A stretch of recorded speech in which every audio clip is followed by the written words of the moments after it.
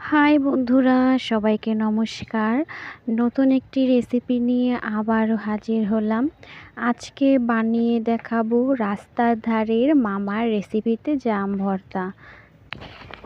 এটি খেতে খুবই মজার এবং এটি একবার খেলে বারবার খেতে ইচ্ছে করবে। এই জাম ভর্তা রেসিপিটি আপনারা বাড়িতে একবার হলেও এই জাম ভর্তার রেসিপিটি বানিয়ে খাবেন।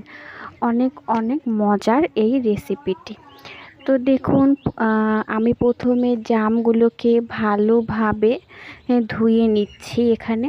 আর অবশ্যই জামগুলোকে কালো জাম এবং ফ্রেশ জামগুলো নিতে হবে, যেগুলো খুব ভালোভাবে পেকেছে সেই জামগুলো নিতে হবে।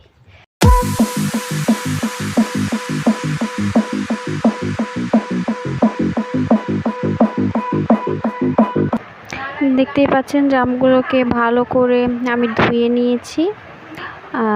এরপর জামগুলোকে ভালো করে চটকে নিতে হবে।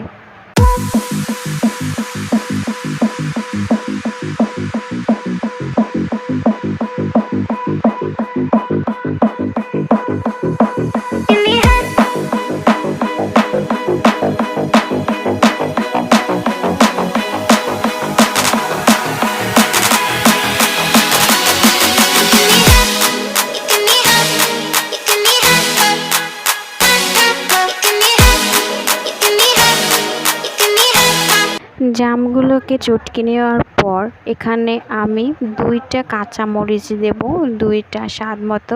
আপনারা আপনাদের পছন্দ মতো এখানে ঝালটা বাড়িয়ে কমিয়ে দিতে পারেন। এরপর দিয়ে দেব স্বাদ মতো লবণ। এরপর ভালো করে এটাকে মেখে নেব।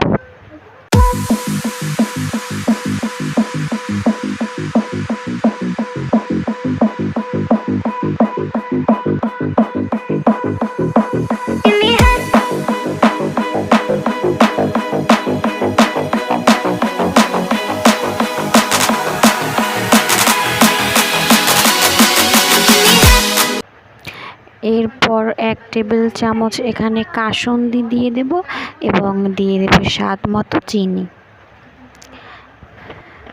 তো তারপর আমি এখানে সামান্য পরিমাণে চিলি ফ্লেক্স দিয়ে দেব, এতে করে স্বাদটা আরও ভালো হয়।